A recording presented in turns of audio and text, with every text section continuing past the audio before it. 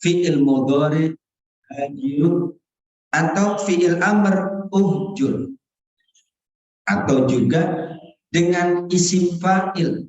Nah, ini bahasa Arab sedikit. Kalau hajaro berarti dia sudah berhijrah. Kalau yahjuru dia sedang atau akan berhijrah.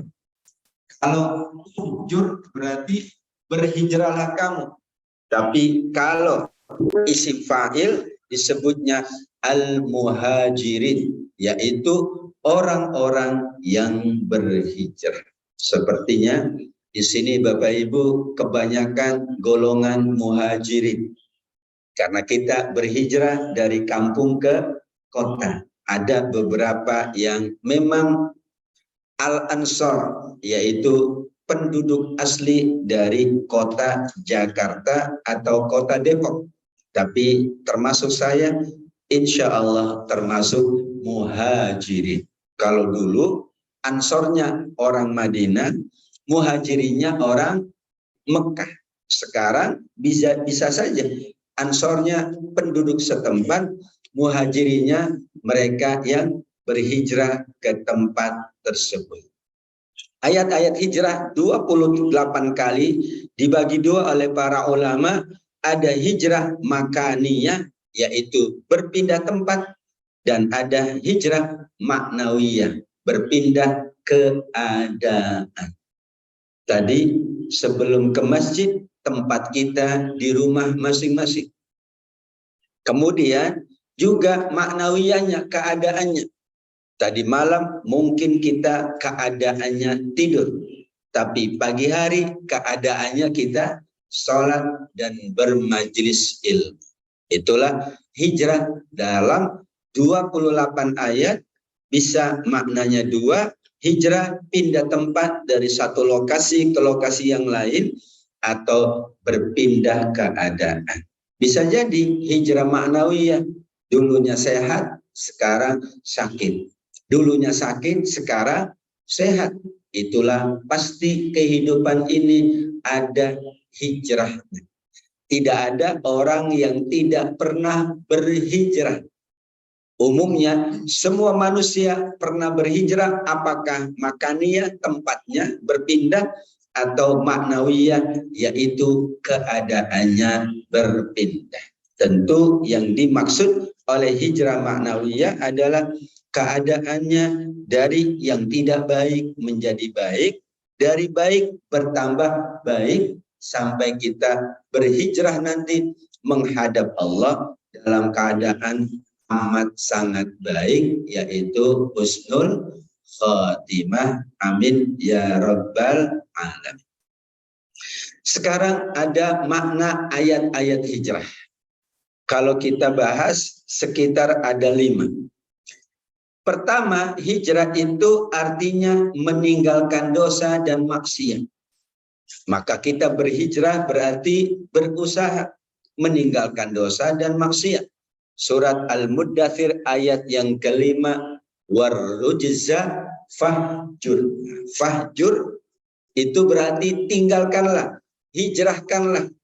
Apa yang dihijrahi, apa yang ditinggalkan, kata Allah, dan dosa tinggalkan. Surat Al-Muddathir ayat yang kelima. Berarti orang disebut berhijrah kalau mampu meninggalkan dosa. Ya, sekarang kalau tidak salah banyak komunitas hijrah. Berarti mereka pengen meninggalkan dosa-dosa yang dahulu mungkin dilakukan. Itulah yang disebut dengan hijrah menurut surat Al-Muddathir ayat yang kelima. Hijrah yang kedua, surat Maryam 46. Ada ayahanda dari Nabi Ibrahim yang tidak mau ikut Nabi Ibrahim. Akhirnya kata ayah dari Nabi Ibrahim, ya, wahjurni maliya. Sudah Ibrahim, tinggalkan aku dalam waktu yang lama. Maka Nabi Ibrahim berhijrah, meninggalkan ayahandanya atas perintah ayahandanya, karena ayahandanya sudah tidak tahan dengan Nabi Ibrahim. Kenapa enggak tahannya? kisahnya banyak. Ya, misalnya Ibrahim, kamu bawa ini patung, kamu jual. Bukannya dijual supaya laku, tapi dijual supaya tidak laku oleh Nabi Ibrahim. Kemudian dialog lagi, ngobrol lagi, dan ayahandanya akhirnya mengatakan kepada putranya Nabi Ibrahim, tinggalkanlah aku dalam waktu yang lama, fahjurni maliyah. Hijrah juga. Misalnya sekarang banyak jemaah yang berhijrah keluar kota karena tempat asalnya di Pesona Depok ini. Ustadz Saifuddin juga sedang berhijrah, tapi bukan waktu yang lama, insya Allah. Umumnya berhijrah itu dalam waktu yang lama. Kalau waktu yang sebentar tidak disebut hijrah. Maka orang-orang Mekah dulu berhijrah berapa lama? Sampai meninggal di Madinah. Berarti lama sekali. Saat itu ayahanda Nabi Ibrahim sesuai surat Maryam 46 berhijrah meninggalkan putranya, atau putranya berhijrah meninggalkan ayahandanya, karena ayahandanya tetap memilih untuk berbuat syirik kehadirat Allah Subhanahu wa ta'ala. Surat An-Nisa ayat yang 100. Nah, ini betul-betul hijrah yang dulu terjadi dari Mekah ke Madinah, yaitu pindah dari satu tempat ke tempat yang lain, tapi ada tujuan, mencari kebaikan atau keselamatan. Karenanya banyak pula orang-orang Mekah berhijrah karena ya keselamatannya tidak didapat. Maka boleh sekarang misalnya satu tempat kok tidak nyaman, banyak perbuatan jahatnya. Maka sesuai An-Nisa 100, siapa yang berhijrah di jalan Allah, maka buminya tambah luas dan rizkinya pula tambah banyak. Ini pengalaman Bapak Ibu. Ya, berhijrah ke Depok ternyata tanahnya tambah luas, rizkinya tambah banyak, alhamdulillah. Saya juga berhijrah dari Cirebon ke Jakarta, alhamdulillah, dapat tanah tapi tidak terlalu luas, dapat rizki tapi tidak terlalu banyak. Maksudnya adalah Allah menjamin kalau betul-betul mencari kebaikan, mencari kenikmatan, maka Allah siapkan bumi yang lebih luas, Allah siapkan rezeki yang tambah banyak. Ini contohnya Nabi Muhammad, para sahabat. Di Mekah itu tanahnya sempit, rizkinya juga tidak banyak. Tapi di Madinah itu bertambah kaya. Jadi sahabat Utsman lebih kaya di Madinah dari di Mekah. Ada sahabat kaya namanya Abdurrahman bin Auf, itu lebih kaya di Madinah. Di Mekah biasa saja. Sampai ke Madinah bisnisnya lancar, perniagaannya sukses. Jadilah dia orang terkaya di Madinah. Sesuai janji Allah. Karena mereka mau berhijrah untuk kebaikan, Allah siapkan tanahnya lebih luas, Allah siapkan rezekinya lebih banyak. Buktinya ada Masjid Kuba, itu masjid pertama yang Nabi bangun. Ada Masjid Jum'ah, dulu masjid untuk sholat Jumat. Ada Masjid Nabawi, dan semuanya luas. Itulah An-Nisa ayat 100. Nah, mohon maaf, yang keempat sesuai ayat-ayat Quran, ada hijrah, artinya pisah tempat tidur. Jadi kalau suami tidak bareng istrinya tidur, namanya sedang berhijrah. An-Nisa 34.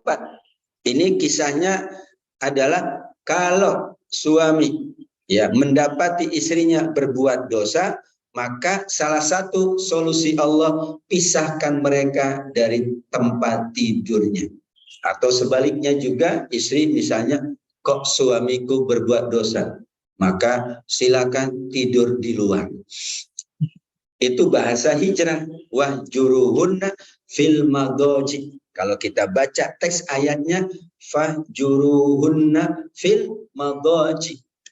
Kan ada 3 solusi kalau terjadi KDRT, kelembutan dalam rumah tangga. Betul ya, KDRT, kelembutan, kekerasan dalam rumah tangga. Pertama adalah dikasih nasihat, kata Allah, fa'izuhunna. Enggak bisa, maka ini yang kedua, pisah tempat tidur.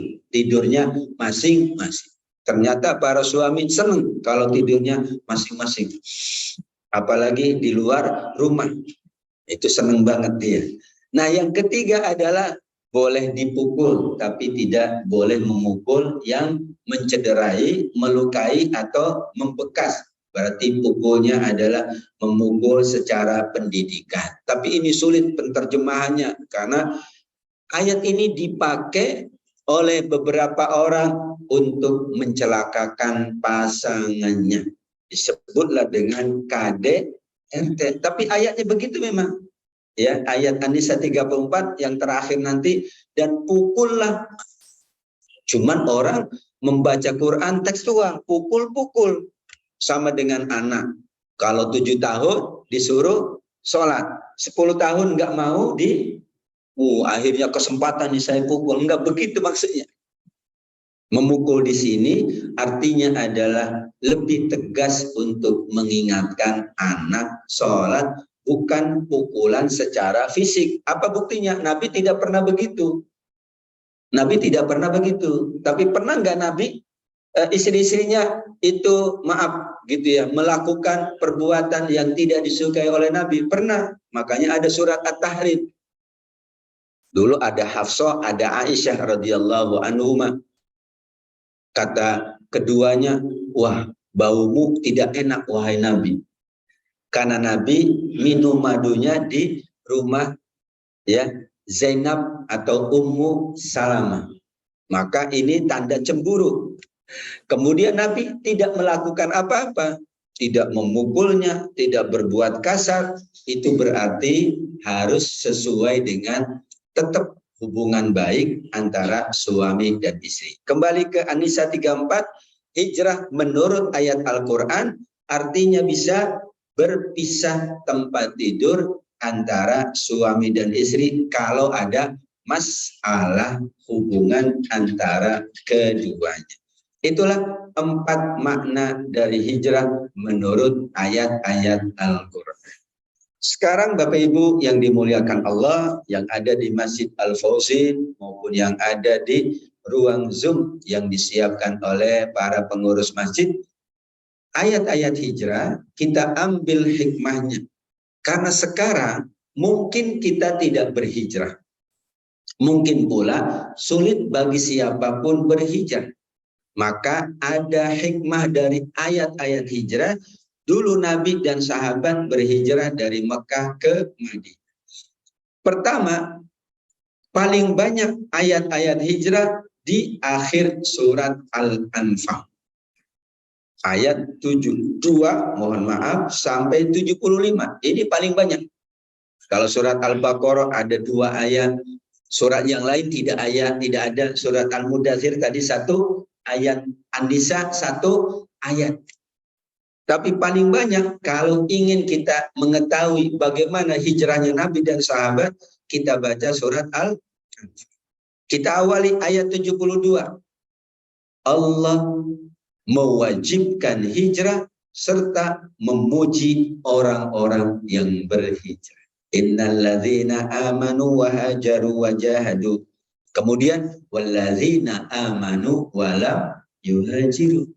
Jadi dulu hijrah itu wajib. Sampai ada cerita, ada sahabat namanya Imru'ul Qais. Jadi ini bis yang mau berhijrah itu sudah disiapkan oleh Nabi. Kloter terakhir, rombongan terakhir. Kalau sekarang pakai bis. Ya. Sahabat ini diajak oleh temannya, nggak mau dia berhijrah. Ayo sahabat, kita berhijrah ke Madinah. Ah, nggak mau, aku di sini. Ya, rumahku di sini, tanahku di sini, perkebunanku di sini. Akhirnya ya sudah ditinggal. Nah, bis terakhir itu akan bertolak menuju Madinah. Sahabat ini awalnya tidak mau, tapi tiba-tiba datang kepada Nabi. Wahai Nabi, aku ikut di rombongan hijrah ini. Terkejutlah Nabi dan para sahabat. Kemarin-kemarin tidak mau berhijrah. Akhirnya Nabi persilakan, silakan ikut berhijrah. Berhijrah dia. ternyata ada udang di balik bakwan. Kenapa dia mau berhijrah, kata Nabi? Ternyata ada perempuan yang ingin ia nikahi, sudah ada di rombongan hijrah di dalam bis. Kalau sekarang pakai bis. Tapi Nabi tahu, dan Nabi tidak melarang. Karena harusnya kamu tidak ikhlas hijrahnya. Udah nggak usah hijrah. Nabi persilakan kamu hijrah. Kemudian ada hadis Bukhari dan Muslim, faman kanat hijratuhu, kalau hijrahnya karena Allah dan Rasulnya dapat pahala.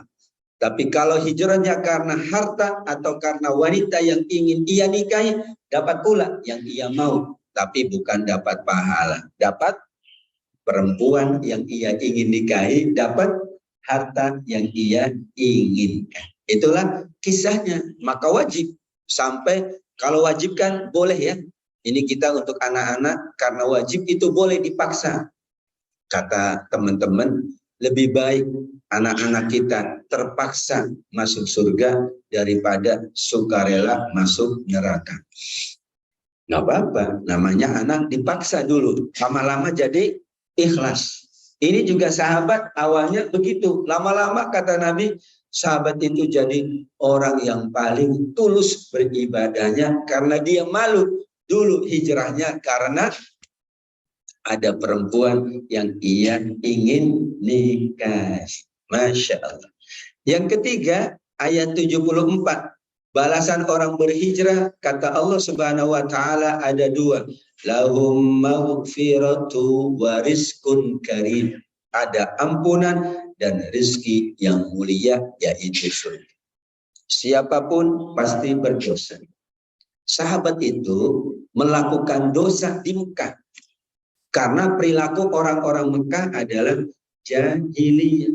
Dan sebagian sahabat pun melakukan perbuatan sama dengan masyarakat Mekah. Ada yang minum khamr karena sudah mentradisi. Jadi dulu kalau orang bertamu, itu bukan disiapkan air mineral, tapi air minuman keras. Dan itu sudah menjadi budaya. Berarti ada dosa. Karenanya orang yang mau berhijrah, Allah siapkan dua balasan, ampunan dan rezeki yang mulia, yaitu surga Allah. Sehingga Nabi mengatakan kepada para sahabat yang berhijrah, kalian sudah dapat ampunan, kalian sudah dapat surga Allah, tinggal dijaga amal ibadah. Sehingga setelah itu sahabat itu kalau diminta Nabi, kamu berhijrah mau? Ya, tidak pernah menolak untuk berpindah dari satu tempat ke tempat yang lain. Yang keempat, ayat 75 itu bicara tentang sahabat yang terakhir kali berhijrah. Kata Allah, tetap dapat balasan kebaikan.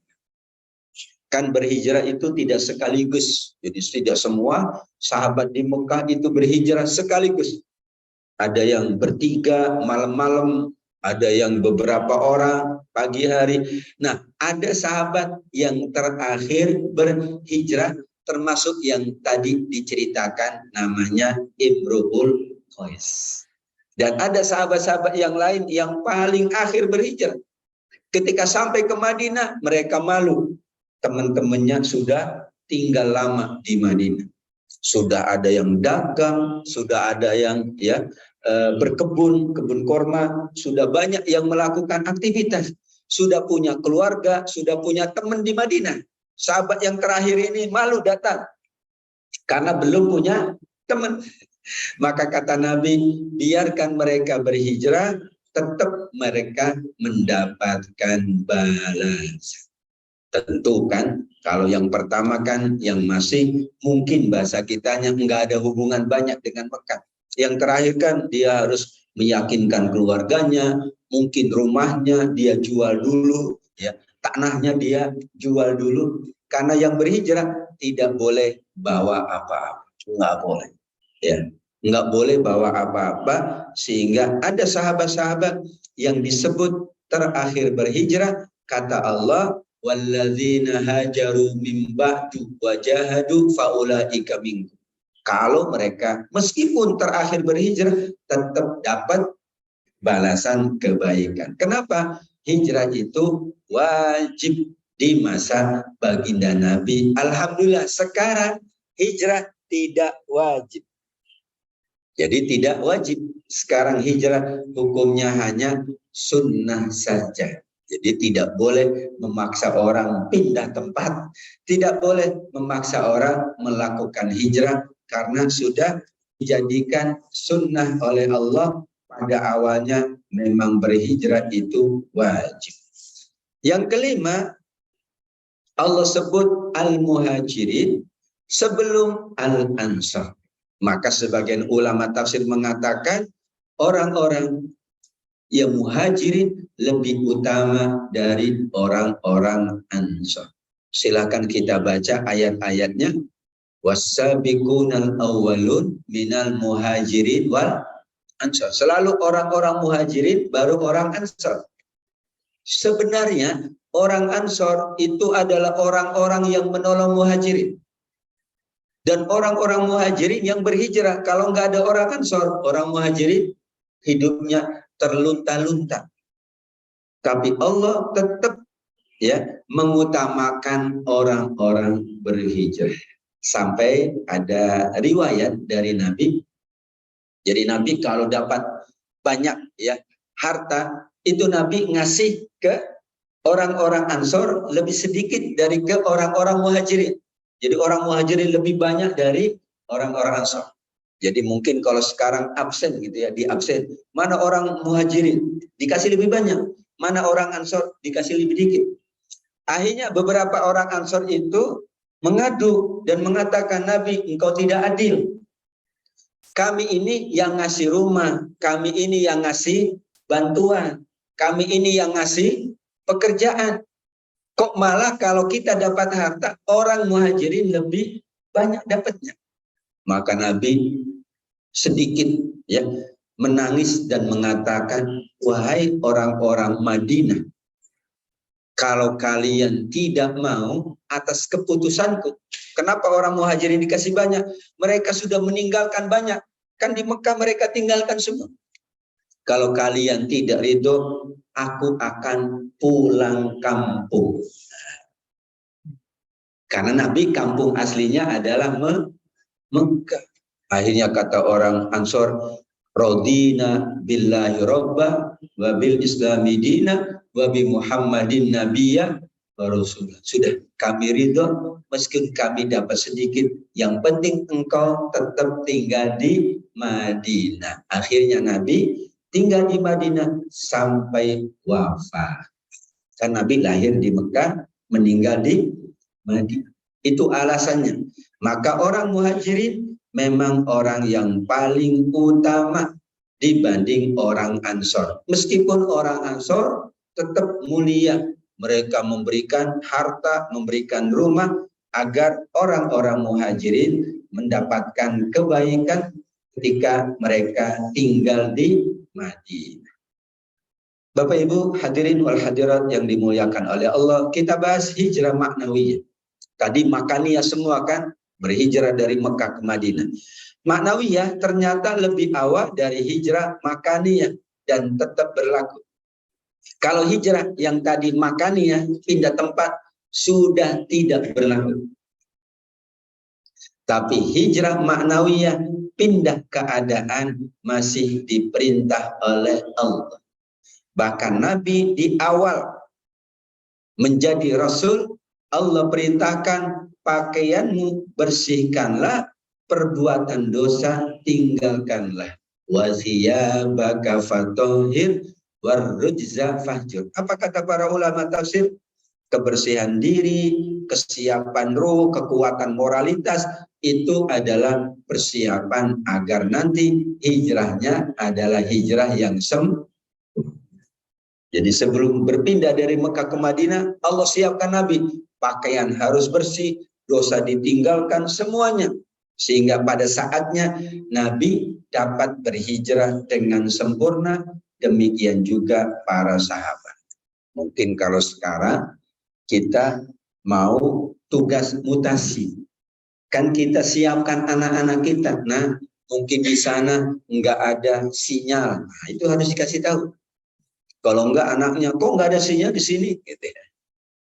Saya kemarin ke Labuan Bajo, nyari sinyal sulit banget. Lebih mudah nyari daun kelor daripada sinyal. Di sana disiapkannya sayur daun kelor, itu khas sekali. Ya luar biasa, bahkan ada stik daun kelor. Itu khas orang Labuan Bajo di NTT. Kemarin 4 hari saya di sana, Masya Allah. Itu nyari sinyal tidak mudah. Kadang dapat, kadang nggak dapat. Padahal ada tugas ngezoom. Wah, sulit banget. Saya bilang ngezoomnya nggak bisa nih. Ya sudahlah keadaannya. Lebih mudah nyari daun kelor. Tapi di sana yang saya suka itu kerbau, sapi. Itu nggak ada kandangnya. Jadi udah di mana-mana ya, di sekitar, kan areanya luas sekali. Jadi kebun, kambing, semuanya itu tidak pernah dikandangin. Jadi orang punya kambing dilepas saja liar. Tapi kata mereka tahu kambing punya kami, anjing punya dia, dan alhamdulillah nggak ada yang nyuri gitu ya. Hebat. Jadi kambing, sapi kayak di Eropa gitu, dibiarkan mereka. Ya makanya katanya sapi dari NTT itu lebih tangguh.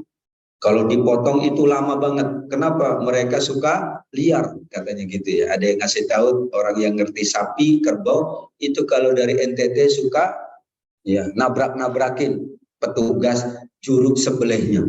Karena dia memang liar seperti ayam, kan ayam kampung lebih bagus daripada ayam. Nah itu bahasanya. Jadi kalau tidak disiapkan maka sulit berpindah. Mereka disiapkan dulu katanya sebelum mereka berpindah betul-betul. Itulah dulu Nabi dan para sahabatnya. Maka di dalam hadis tidak ada lagi hijrah setelah Fatu Makkah, tapi tetap harus ada niat, tidak terputus hijrah sampai terputus taubat. Dan orang berhijrah itu hakikatnya meninggalkan apa yang dilarang oleh Allah Subhanahu. Jadi hijrah berpindah tidak wajib, bahkan tidak harus, tapi tetap wajib berhijrah keadaannya. Tadinya ya tidak menunaikan sholat, sekarang sholat berhijrah. Tadinya tidak puasa, sekarang puasa berhijrah. Itulah sekarang banyak anak-anak muda yang disebut dengan pemuda hijrah.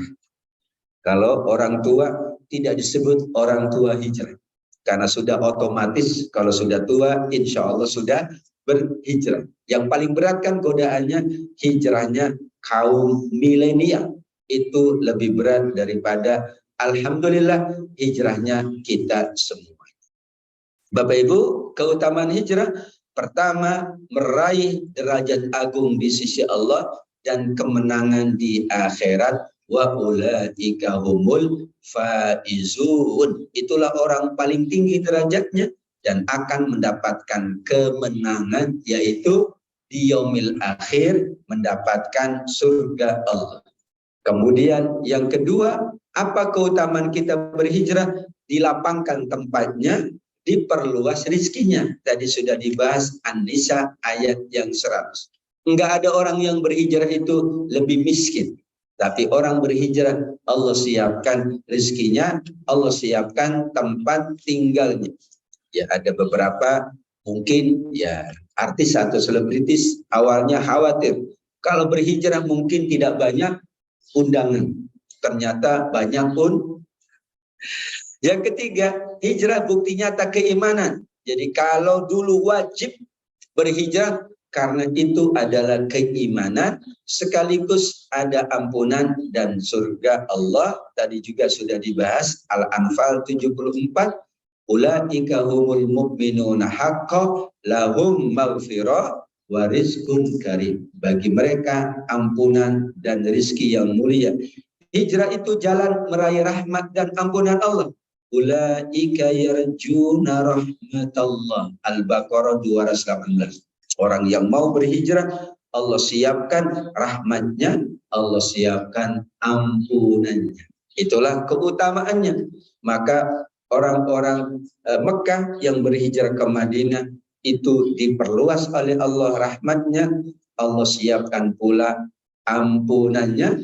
Dan terakhir, orang berhijrah itu bukti solidaritas. maka orang tidak berhijrah tidak dibantu oleh Nabi. Jadi begini, yang di Mekah kalau terjadi sesuatu maka sahabat tidak bisa bantu. Tapi kalau mereka ke Madinah, apapun yang terjadi pasti akan dibantu oleh Nabi dan para sahabat. Karena itu tanda solidaritas. Masa kita sesama teman kok nggak mau saling bantu, begitu ya. Maka mereka berhijrah bareng-bareng, tidak pernah ada yang berhijrah sendirian, selalu bersama-sama. Nabi perintahkan sahabat kalau mau berhijrah minimal 3-4 orang. Karena nanti ada masalah di perjalanan. Itulah keutamaan dari orang berhijrah. Yang keenam, hijrah jalan meraih ridha Allah dan surga Allah Subhanahu wa taala. Wa'adda lahum jannatin tajri tahtahal anhar. Sebelumnya radhiyallahu anhum wa radu. Makanya sahabat gelarnya radhiyallahu anhum wa radu. Kita menyebut nama sahabat Umar, kita juga sebut radhiyallahu anhu. Kalau kita manusia biasa selain sahabat, gelarnya rahimahullah. Semoga Allah merahmati almarhum almarhumah. Tapi kalau sahabat radhiyallahu anhum wa radu anhu. Nah, muhajirin dan ansor inilah hasil dari hijrah. Ada dua manusia, ada yang disebut muhajirin, ada yang disebut ansor. Masya Allah. Dulunya penduduk Mekah dinamakan ahlu Mekah, bukan al-muhajirin. Penduduk Madinah disebut ahlul Madinah. Setelah ada peristiwa hijrah, orang Mekah ya disebut al-muhajirin. Orang Madinah disebut al-ansor. Apa makna ansor? Orang-orang yang suka menolong. Saya punya teman di Tulung Agung, namanya Ansorul Azim. Bahasa Arabnya ansor artinya tulung, azim artinya agung. Betul, dia tinggalnya di Tulung Agung. Bahasa Arabnya ansor, tolong. Atau tulung, azim artinya agung. Jadi sesuai dengan namanya, memang dia orang Tulung Agung Ansorul Azim. Jadi setelah hijrah orang Madinah disebut Ansor. Wahai orang-orang yang suka nolong. Orang Mekah disebut al-muhajir. Itulah untuk menghilangkan identitas-identitas yang lain. Allah namai mereka muhajirin, Allah namai mereka Ansor. Itulah gambarannya. Maka orang-orang muhajirin selalu disebut di awal, tapi tidak ada orang-orang ansor kalau tidak ada orang-orang muhajirin. Sekarang tidak ada hijrah berpindah, tapi kata Allah, kalau tidak berhijrah, jadilah ansarullah, orang-orang yang menolong sesamanya. Ya ayyuhalladzina amanu kunu ansarullah. Jadilah kita orang-orang yang menolong sesama kita. Sebagaimana surat At-Taubah ayat 100, kita mengikuti, meneladani kebaikan orang muhajirin ansor. Kita siap berhijrah, khususnya maknawiyah, yaitu menuju lebih baik. Siap menjadi ansor, menolong orang-orang yang mau berhijrah. Apakah hijrahnya pindah tempat atau hijrahnya pindah keadaan? Sekarang itulah yang dilakukan oleh kita. Selalu kita berhijrah dari satu keadaan menuju keadaan lebih baik. Selalu kita menjadi ansor, menolong orang-orang yang memang membutuhkan. Itulah hikmah dari ayat-ayat hijrah. Insya Allah hari Rabu adalah 1 Muharram 1445, berarti sudah menyelesaikan 1 tahun ibadah kita, 1 tahun kita beramal soleh, dan kita sudah mengenang peristiwa hijrah yang sudah berlangsung selama 1444 Hijriyah. Maka disebut Hijriyah, yaitu dari kata hijrah. Hijrah itu kan berarti Hijriyah, tahunnya tahun Hijriyah. Itulah hadirin wal hadirat yang dimuliakan oleh Allah. beberapa catatan atau hikmah dari ayat-ayat hijrah. Mudah-mudahan bermanfaat untuk kita semuanya. Mohon maaf apabila ada khilaf. Silakan jika ada yang mau disampaikan, saya kembalikan terlebih dahulu ke Pak Anton. Wallahu a'lam. Wassalamualaikum warahmatullahi wabarakatuh. Waalaikumsalam.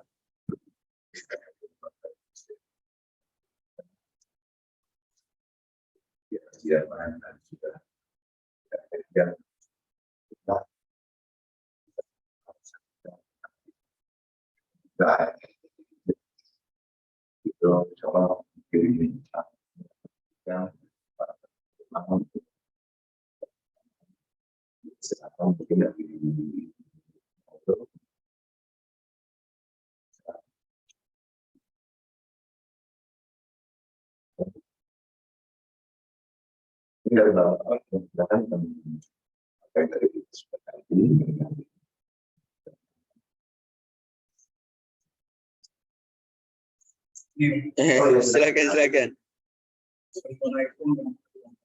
Waalaikumsalam warahmatullahi wabarakatuh. Baik. Dalam konteks mengkajian bagaimana kalau di awal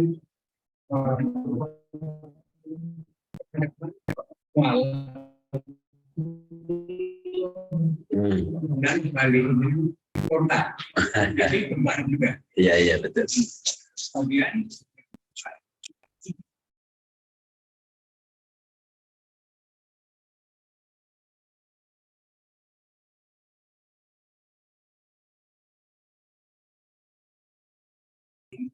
melakukan perubahan tinggi. Kalau materi sudah jelas. Iya. Ada yang keluar bagaimana untuk bisa dicontoh generasi berikutnya. Demikian Pak untuk sementara. Terima kasih. Ya, baik, terima kasih Pak. Pertanyaannya, hijrah itu kan berpindah dari yang tidak baik menuju lebih baik. Ada saudara-saudara kita mu'alaf, berpindahkan dari satu keadaan beragama dan menjadi keadaan beragama Islam. Tapi kata beliau sebaliknya, ada pula yang berpindah lebih buruk, yaitu murtad. Menarik. Yang pertama, mu'alaf Allah sebut di surat At-Taubah ayat 60. Yaitu orang yang masih lembut hatinya supaya diperkuat. Ia yakin dengan agama, maka ia berhak menerima dana zakat. Yang disebut mu'alaf itu adalah orang yang baru mengenal Islam. Dibatasi oleh beberapa ulama minimal 1 tahun. Kalau sungguh-sungguh mu'alaf, maka setelah 1 tahun dia tidak jadi mu'alaf lagi. Jangan sampai jadi mu'alaf 10 tahun. Berarti nggak mau belajar. Sama dengan anak sekolah kok nggak mau belajar, tetap kelas 1 aja. Maka 1 tahun itu dijadikan kesempatan dia. Belajar sholat, belajar wudhu, belajar macam-macam. Insya Allah 1 tahun cukup. Dibantu dari dana zakat supaya dia tambah kuat keyakinannya. Nah, setelah 1 tahun, maka kita uji. Yaitu bagaimana benar nggak dia tulus. Karena ada yang setelah menjadi mu'alaf malah baru beberapa bulan. Oh, berarti dia mu'alafnya ada udang di balik bakwan, tidak tulus. Sedangkan murtad memang disebutkan di surat An-Nisa, kalau murtad itu kesempatannya adalah amanu, kemudian asyraku, amanu asyraku. Kalau dia murtad dikasih kesempatan untuk bertobat. Yang pertama, kalau mengulangi lagi dikasih kesempatan lagi. Tapi kalau sudah yang ketiga kali tidak ada kesempatan. Karena dulu di masa Nabi memang ada yang begitu pura-pura, ya. Tiba-tiba enggak jadi lagi, pindah lagi. Ada di sana keuntungan, masuk lagi. Untungnya enggak dapat, pindah lagi. Sehingga supaya tidak mempermainkan agama, maka dikasih petunjuk oleh Nabi, yaitu dikasih waktu. Nah, waktu itu dalam rangka menguji tulus enggak, sungguh-sungguh enggak. Karena kalau tidak ada waktu, maka sulit menguji kesungguhannya. Ibarat anak pula kan kita uji, nah 1 tahun ya, aku lihat gimana kamu. Nah, setelah 1 tahun ternyata kamu sungguh-sungguh ingin menjadi lebih baik. Karena kalau sehari tidak mungkin, sebulan pun mungkin berat. Maka dikasih tempo oleh sebagian ulama 1 tahun. Setelah itu ia harus mandiri. Sebagaimana kita yang sudah alhamdulillah meyakini agama dan mengamalkannya. Itulah mu'allaf dan murtad. Yang kedua, bagaimana orang-orang yang dahulu ya memahami peristiwa hijrah. Kalau Masehi kan jelas ya 12.000 24.00 Mahrami itu. Pertama kali yang mengadakan keramaian dalam rangka PHBI khususnya hijrah itu adalah disebut dengan Salahuddin Al-Ayyubi. Jadi beliau memanfaatkan Maulid Nabi, Isra Mi'raj, perpindahan tahun dari Hijriah yang ke-1 ke Hijriah yang kedua, itu dalam rangka ngasih semangat. Yaitu dengan acara-acara yang untuk kebaikan semua umat manusia. Biasanya beliau mengundang semua masyarakat dan ada makan bersama. Kemudian beliau sampaikan beberapa ilmu-ilmu supaya mereka dapat ilmu.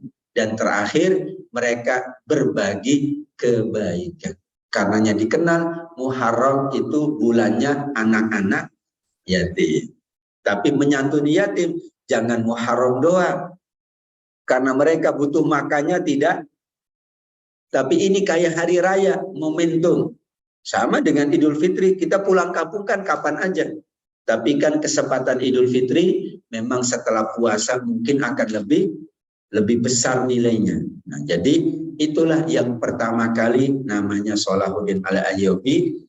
Tentu ya dengan acara pengajian, acara makan-makan, kemudian berbagi kepada anak yatim. Itulah akan menjadikan perpindahan tahun itu adalah berarti perpindahan dari satu keadaan ke keadaan yang jauh lebih baik.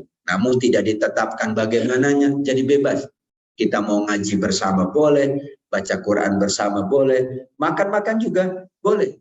Dan berbagi sedikit rezeki kepada mereka yang sangat membutuhkan, insya Allah. Itu catatannya Pak, terima kasih. Ya, silakan. Lanjut. Waalaikumsalam.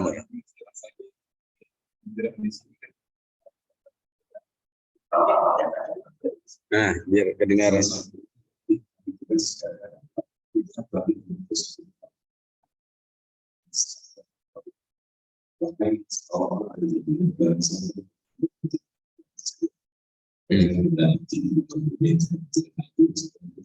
Yang banyak.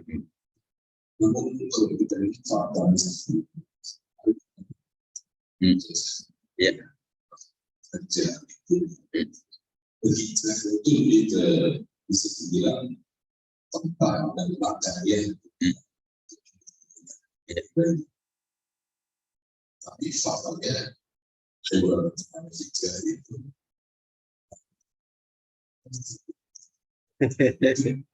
menjadi risiko keluarga sendiri.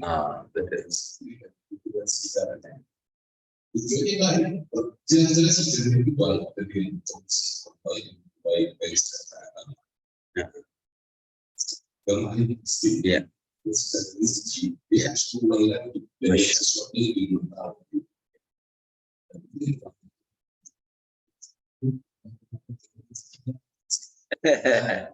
Iya.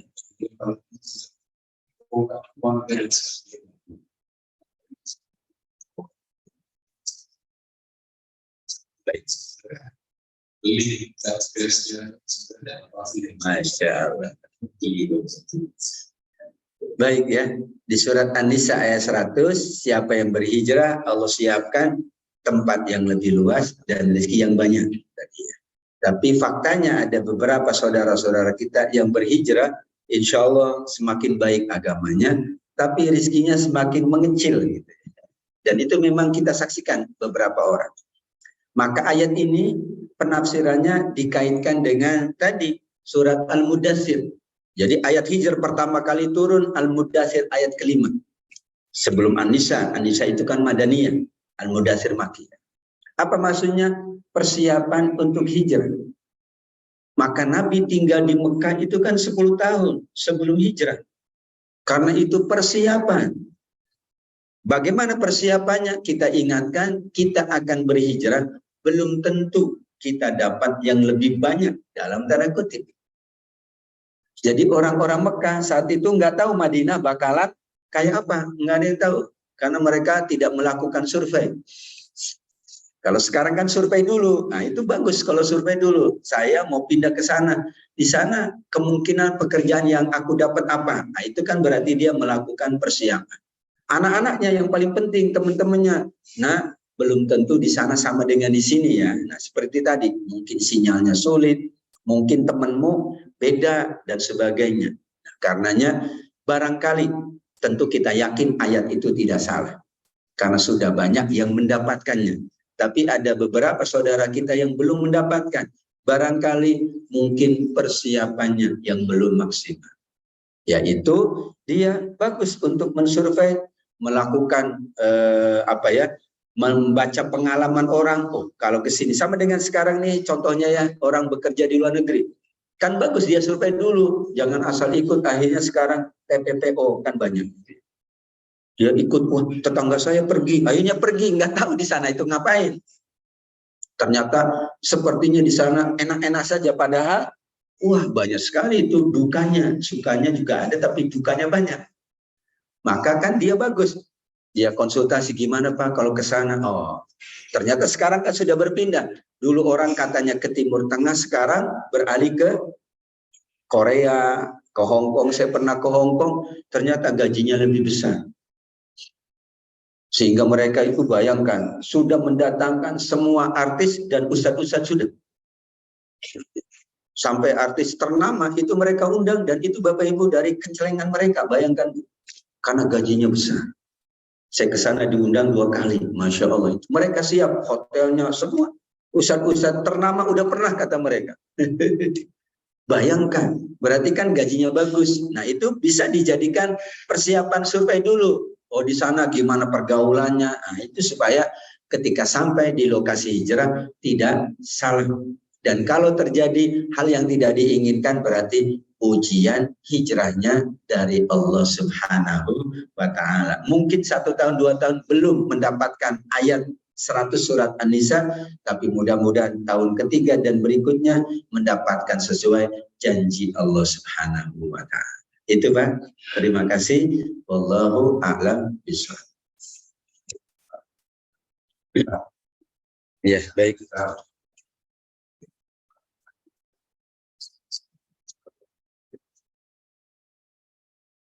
Ya,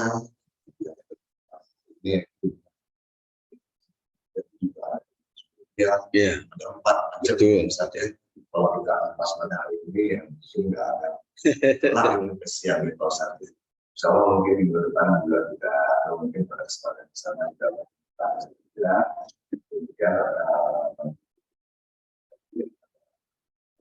ini sebelum kita mau sampai juga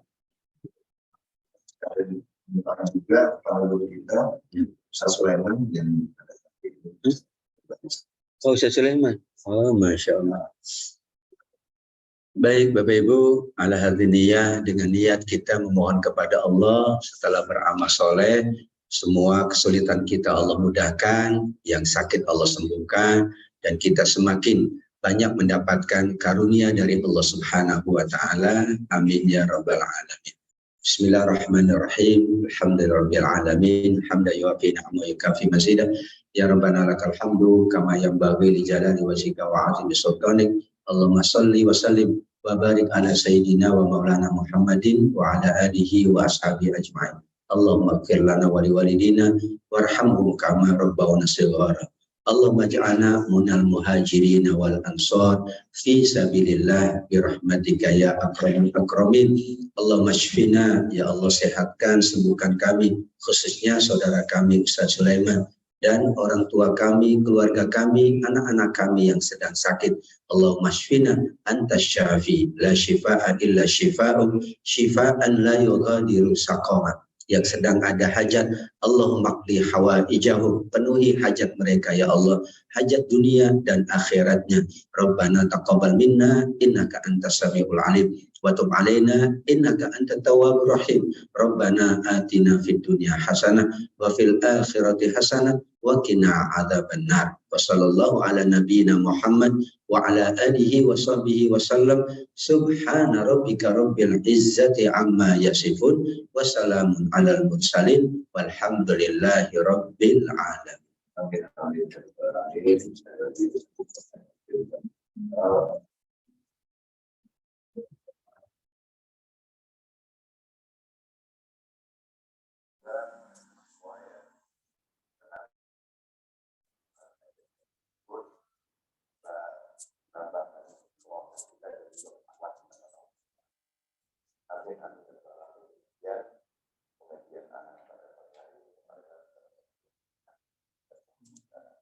Alhamdulillah.